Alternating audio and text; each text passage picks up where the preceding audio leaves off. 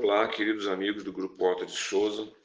Estamos aqui para o nosso estudo desse sábado, dia 18 de outubro de 2025, o tema antidissensões. Vamos começar com a página de abertura do livro Vinha de Luz, do Chico Xavier, ditado pelo Espírito Emmanuel. Lição 111. Sublime recomendação. Jesus, porém, não lhe permitiu, mas disse-lhe: vai para a tua casa, para os teus, e anuncia-lhes quão grandes coisas o Senhor te fez, e como teve misericórdia de ti. Eminentemente expressiva, a palavra de Jesus ao endemoniado, que recuperara o equilíbrio ao toque de seu divino amor. Aquele doente que, após a cura, se sentia atormentado de incompreensão, rogava ao Senhor lhe permitisse demorar ao seu lado, para gozar-lhe a sublime companhia. Jesus, porém, não lhe o permite e recomenda-lhe procure os seus, para anunciar-lhes os benefícios recebidos. Quantos discípulos copiam a atitude desse doente que se fazia acompanhar por uma legião de gênios perversos? Olhos abertos à verdade, coração tocado de nova luz, a primeira dificuldade do caminho, pretendem fugir ao mundo, famintos de repouso ao lado do Nazareno, esquecendo-se de que o Mestre trabalha sem cessar. O problema do aprendiz do Cristo não é o de conquistar feriados celestes, mas de atender aos serviços ativos a que foi convocado, em qualquer lugar, situação, idade e tempo. Se recebeste a luz do Senhor, meu amigo, vai servir ao Mestre junto dos teus, dos que se prendem à tua caminhada. Se não possuis a família direta, possuis a indireta. Se não contas parentela, tens vizinhos e companheiros. Anuncia os benefícios ao Salvador, exibindo a própria cura. Quem demonstra a renovação de si mesmo em Cristo, habilita-se a cooperar na renovação espiritual dos outros. Quanto ao bem-estar próprio, serás chamado a ele no momento oportuno. Então vamos fazer a nossa prece, agradecendo a Jesus, nosso Mestre, a Deus, nosso Pai, de infinita misericórdia, pela oportunidade do estudo de hoje, rogando que nos ajude a compreender as palavras que nos são ensinadas, para que possamos transformá-las em atitudes no nosso dia a dia. Fica conosco, Senhor, fica conosco, Jesus, que assim seja.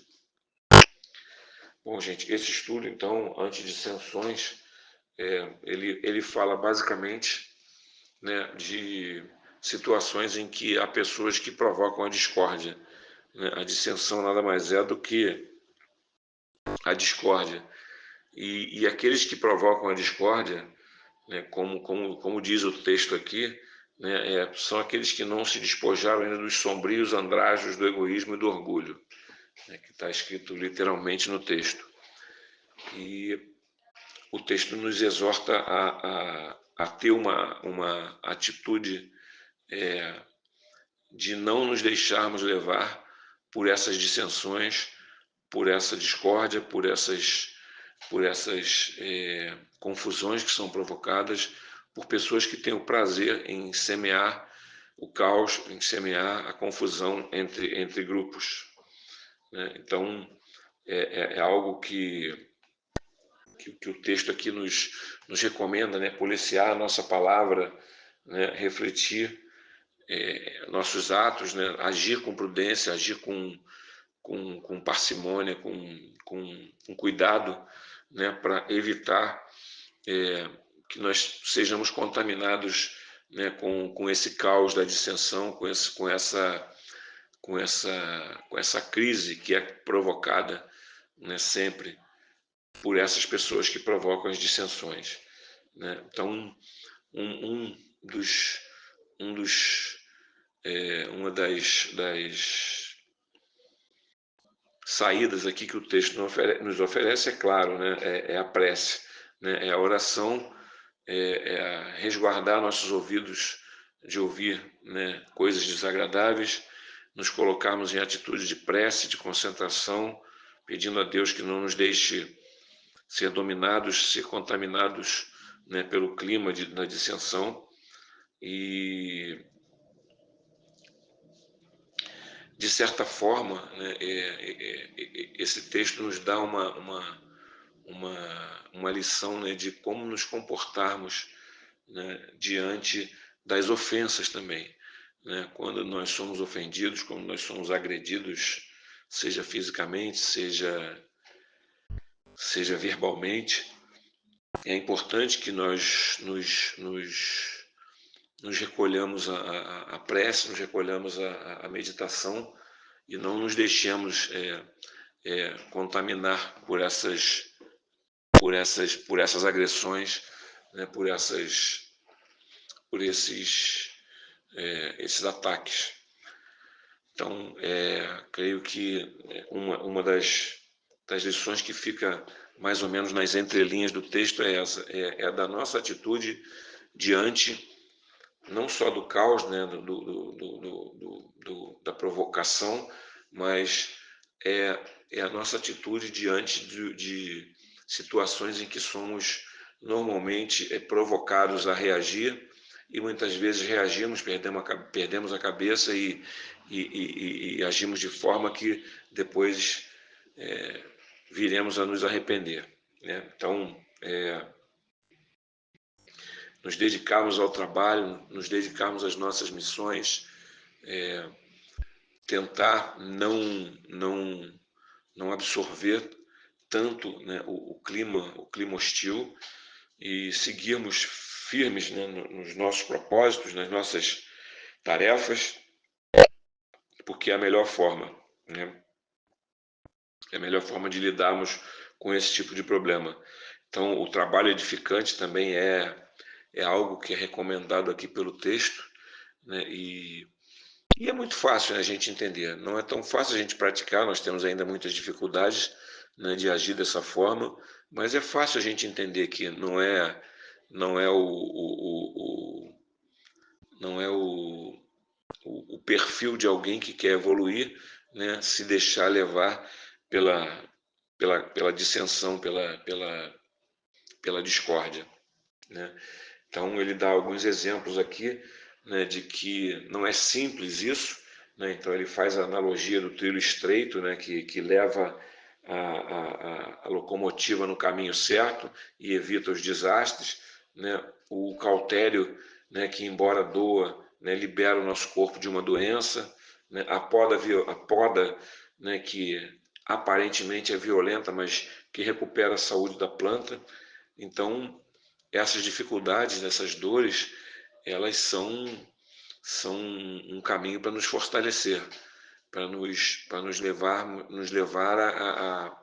a lidar com a adversidade de uma forma mais equilibrada, com força, com serenidade, com resignação e muitas vezes até com alegria mesmo, né? Porque a alegria de saber que nós estamos dando um passo à frente, que nós estamos subindo um degrau no nosso caminho evolutivo, né? Então, muitas vezes somos pressionados, somos colocados, como se diz na gíria, né? Somos colocados na berlinda, né? Por críticas ou pelo bullying, né? Como também é um termo mais atual, e é muito importante que nós desenvolvamos a habilidade de não nos deixarmos levar por isso, né? Quando estivermos acossados, né, que diz no texto, né, acossados, submetidos à rigorosa constrição, né, dos companheiros, que nós tenhamos uma atitude positiva, uma atitude edificante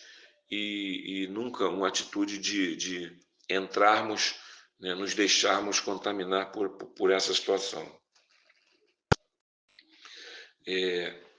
Muita coisa a gente vê hoje, as discussões, né, sejam elas de política, de futebol, de qualquer assunto, pessoas exaltadas querendo impor suas opiniões, né? Então o texto também aqui nos incentiva a silenciarmos, guardarmos nossas opiniões e na hora certa expormos essas opiniões de uma forma serena, tranquila, né? Então, alimentar a discórdia com uma discussão inútil, com uma discussão improfícua, não é o caminho. O caminho é principalmente quando vemos que o nosso interlocutor está exaltado, está muitas vezes agressivo e aguardando apenas uma oportunidade, né, de nos agredir, né, de nos ofender. A melhor postura é a postura da serenidade, é silenciar, é se calar, se recolher e não alimentar a discussão, não alimentar a discórdia, não alimentar o caos. E, infelizmente, nós temos dificuldade para isso, para agir dessa forma por causa justamente do nosso orgulho e do nosso egoísmo, né? Nós não queremos nunca perder uma discussão ou achar que as pessoas achem que nós perdemos uma discussão.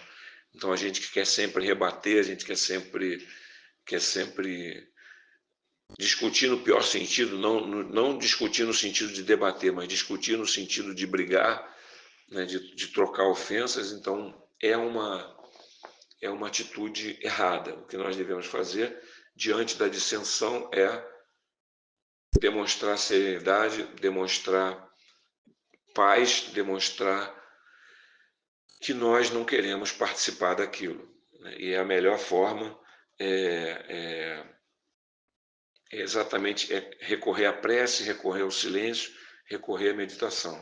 Então, isso é talvez a grande lição que o texto nos traz, né? Não alimentarmos a discussão, não alimentarmos a discórdia, não alimentarmos a fofoca, não alimentarmos o bate-boca, porque isso só aumenta a tensão, aumenta o caos, aumenta as dores, aumenta as mágoas.